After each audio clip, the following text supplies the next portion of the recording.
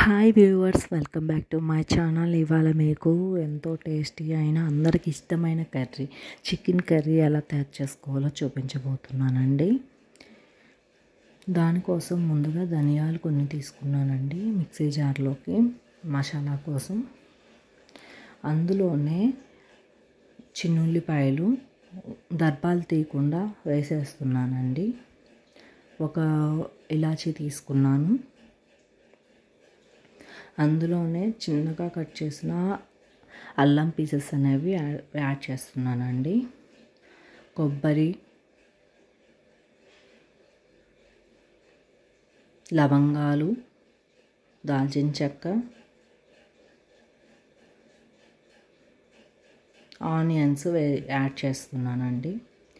వీటిల్ని అన్నీ పేస్ట్ లాగా చేసుకోవాలి మెత్తగా. చూసారుగా అండి, ఈ కన్సిస్టెన్సీలో మనం చేసుకోవాలి. బాగా స్మూత్గా అనేది చేసుకోవాలి పేస్ట్ అనేది.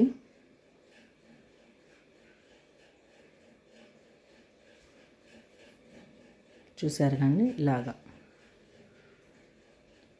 ఇలా చేసుకున్న దాన్ని పక్కకు పెట్టేసుకొని ఒక ప్యాన్ పెట్టుకొని ప్యాన్లో కొంచెం ఆయిల్ అనేది వేసేసి అది హీట్ అయ్యాక మనం దాంట్లోకి పోపు దినుసులు మనం వేసుకుంటాం కదండి, అవన్నీ వేసుకోవాలి.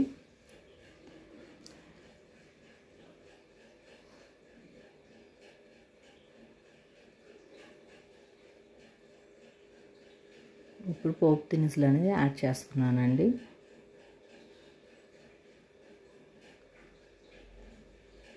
జీలకర్ర, కరివేపాకు, 2 స్లైసెస్గా కట్ చేసిన చిల్లీ,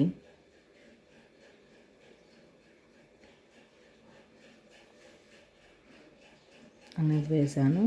ఇందులోనే ఆనియన్ ఒకటి కట్ చేసుకొని వేసుకున్నానండి.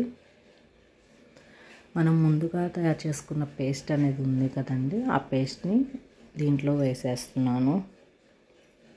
మసాలా పేస్ట్ అనేది అది కొంచెం వేగేలోపు టమోటా అనేది ప్యూరీ లాగా తయారు చేసుకునేసి యాడ్ చేస్తున్నాను. పేస్ట్ చేసుకుంటున్నాను. టమోటాస్ని మిక్సీ జార్లో వేసుకునేసి మెత్తగా గ్రైండ్ వేసుకోవడం వల్ల మన కర్రీ అనేది కన్సిస్టెన్సీ పెరుగుతుందండి.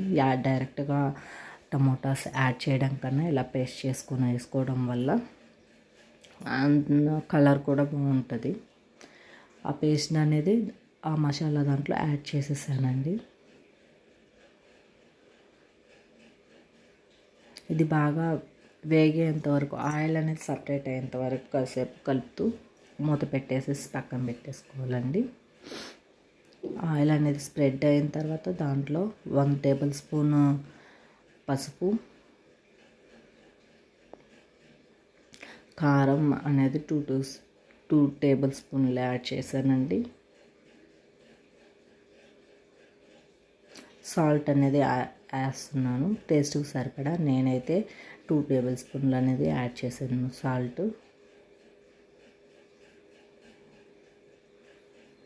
ఇవన్నీ బాగా మిక్స్ చేసుకోవాలండి.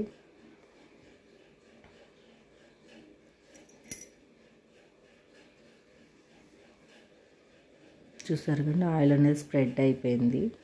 దాన్ని ఒకసారి కలిపేసుకొని అటు ఇటు అడుగు అంటుకోకుండా కలుపుకోవాలి. అడుగంటితే స్మెల్ అనేది చేంజ్ అయిపోతుంది మన చికెన్ కర్రీ అనేది. చికెన్ కర్రీ అంటేనే స్మెల్ మన ఇంట్లో ఉంటే మన గుమ్మం అవతలో కొట్టాలండి, అలా తయారు చేసుకోవాలి.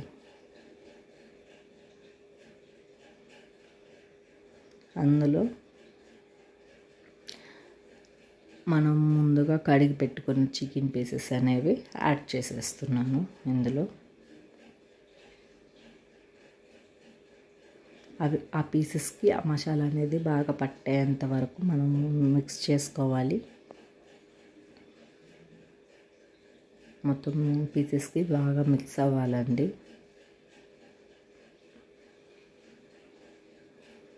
ఇంకా నేను అది మొత్తం స్ప్రెడ్ అయ్యేదాకా వాటర్ అనేది దానిలో రిలీజ్ అయిపోతుందండి ఆటోమేటిక్గా. అందుకని వాటర్ అనేది యాడ్ చేయలేదు నేను. చూసారు కానీ వాటర్ అనేది ఎలా రిలీజ్ అయిందో ఆ పీసెస్లో నుంచి. అంతే అండి. టేస్టీ చికెన్ కర్రీ అనేది రెడీ అయిపోయింది. Please subscribe my channel.